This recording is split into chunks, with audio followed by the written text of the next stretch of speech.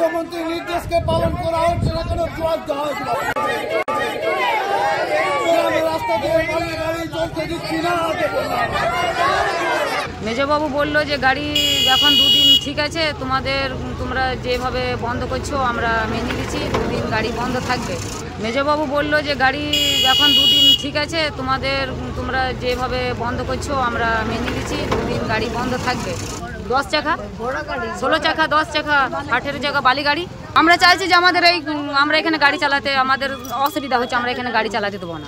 Police প্রশাসন জেনেছে, পুলিশও হচ্ছে, সবই হচ্ছে। মেজবাবু এসেছিল তো নিজে।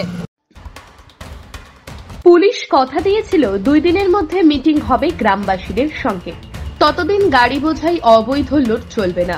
কথায় আছে চোর না শোনে ধর্মের কথা। তাই দেখা গেল শুক্রবার জামুরিয়ায় ঘেরাও হলো রাস্তা, অবৈধ বালির গাড়ি চলতে দেবে না গ্রামবাসীরা। অভিযোগ হয়েছে মিনিস্ট্রি অফ এনভায়রনমেন্টাল, ডিএম থেকে এসপি, ওসি থেকে বিএলআরও, সব জায়গাতেই এক সময়কার কুখ্যাত মাফিয়া পারভেজ নামে বেনামে এই বালি ব্যবসা চালাচ্ছে। গ্রামবাসীদের সাথে কথা হয়েছিল গ্রামের রাস্তার উপর দিয়ে ভারী যানবাহন চালানো যাবে না, রাজ্য সরকারের তরফে রয়েছে এমনই নিষেধাজ্ঞা। কিন্তু রাজ্য সরকারের সেই নিষেধাজ্ঞাকে উপেক্ষা করে সারাদিন ধরেই বালি, কয়লা ইত্যাদি ভর্তি ওভারলোডেড ট্রাক চলাচল করছে পশ্চিম বর্ধমানের জামুরিয়া থানা এলাকার বিভিন্ন গ্রামের উপর দিয়ে। কুখ্যাত বালি মাফিয়া পারভেজ সিদ্দিকী ও বীরভূমের বালি মাফিয়া লালটু দত্তের সিন্ডিকেট এই অবৈধ বালি পাচার কাণ্ডের মূল খলনায়ক বলে বিভিন্ন সূত্রে পাওয়া খবরে জানা গেছে। শুক্রবার জামুরিয়ার চিচুড়িয়া ডাঙ্গালপাড়ার কয়েকশো নারী পুরুষ গ্রামের রাস্তায় ট্রাক ডাম্পার চালানোর প্রতিবাদে পথ অবরোধ করেন। সুন্দরী গোপ নামে গ্রামের এক প্রৌঢ়া বলেন, গ্রামের রাস্তায় সারাদিন ধরেই ছোট ছোট শিশু কিশোররা যাতায়াত করে, তারা স্কুলে যায়, খেলাধুলা করতে যায়, সব সময় তো তাদের দেখা সম্ভব হয় না। তাই গ্রামের ভিতর দিয়ে 16 চাকা 18 চাকা ডাম্পার ট্রেলার তারা যেতে দেবে না। বহুবার দুর্ঘটনা ঘটেছে, এরপর বড় সড়ো কোনো দুর্ঘটনা ঘটে গেলে তার দায় কে নেবে? সুতরাং গ্রামের রাস্তায় কোনো অবস্থাতেই ভারী যানবাহন তারা চলাচল করতে দেবেন না বলে স্পষ্ট হুঁশিয়ারি দেয়। গ্রামবাসীদের এই আন্দোলনকে নৈতিক সমর্থন জানিয়ে এদিনের পথ অবরোধে সামিল হন পশ্চিমবঙ্গ গোয়ালা সমিতির সদস্যরা। সংগঠনের চেয়ারম্যান নয়ন গোপ বলেন, গ্রামের ভেতরের রাস্তা দিয়ে ওভারলোডেড ট্রাক ডাম্পার চালানো সম্পূর্ণ নিষিদ্ধ, কিন্তু সেই নিষেধাজ্ঞার তোয়াক্কা না করে বেপরোয়াভাবে ভারী ভারী যানবাহন চালানো হচ্ছে। বেপরোয়া ট্রাকের ধাক্কায় এক ব্যক্তি গুরুতর রূপে জখমও হয়েছে।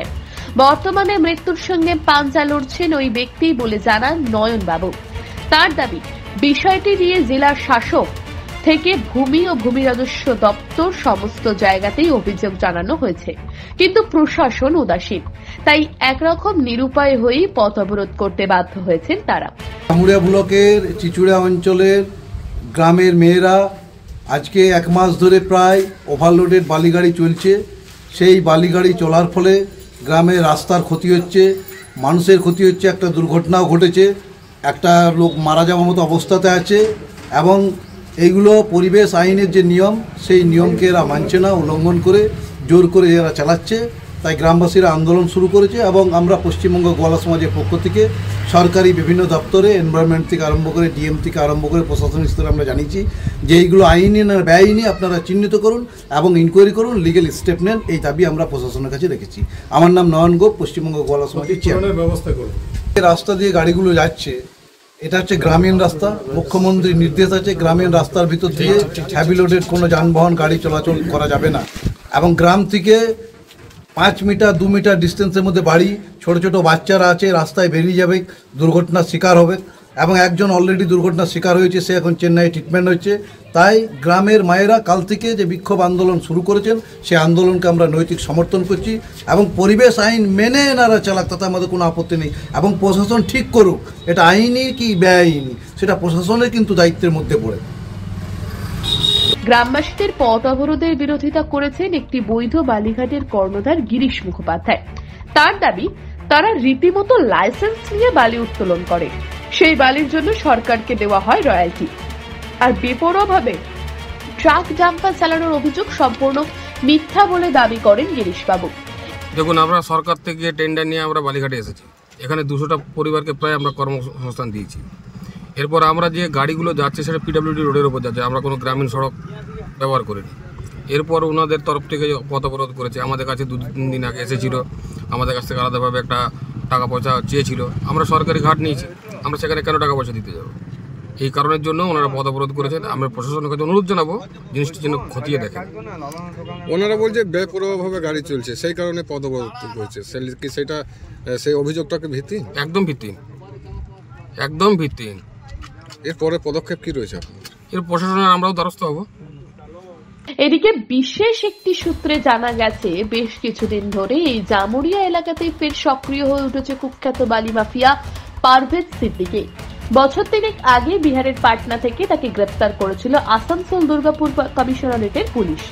জামিন পেয়েই ফের সে জমিয়ে শুরু করে দিয়েছে তার পুরনো কারবার বলে সূত্রটির দাবি। 10 টাকা 12 টাকা 16 টাকা গাড়ি আমরা পেরিয়েছি দেবো না। আমাদের ছোট ছোট ছেলেরা স্কুলে যেছে, চান করতে যেছে, আমাদের পাশে কেন একটা লোক ঘরে কে সব সময় ওই ছেলেগুলা গুলবার লেগেছে, বলো কে স্কুলে যেছে, এবার আমাদের ঘরে রান্না করতে বসে গেছি আর আজ যেছে না ছেলে আনছি। তখন এবারে মনে করো অসুবিধা হচ্ছে না, এগুলা আমাদের এগুলো ভয় পেয়েছে। এত বড় গাড়ি ছেলেটা আমাদের মরে যায় তো টাকাটা লাগিয়ে দিবে, ছেলে পেলে ঘুরে যায়, তাহলে গাড়ি চলুক। আমরা ওইটা বলতে চাইছি। পশ্চিম বর্ধমানে বিভিন্ন অবৈধ বালিঘাট থেকে লক্ষ লক্ষ কিউবিক ফুট বালি প্রতিদিন পাচার করে চলেছে পারভেজ ও তার সঙ্গী লালটু দত্ত। যদিও এই মুহূর্তে তারা দুজনেই রয়েছে পুলিশের ধরাছোঁয়ার বাইরে বলে জানিয়েছেন সূত্রটি। Bureau report, TV news 10। अब বীরভূমের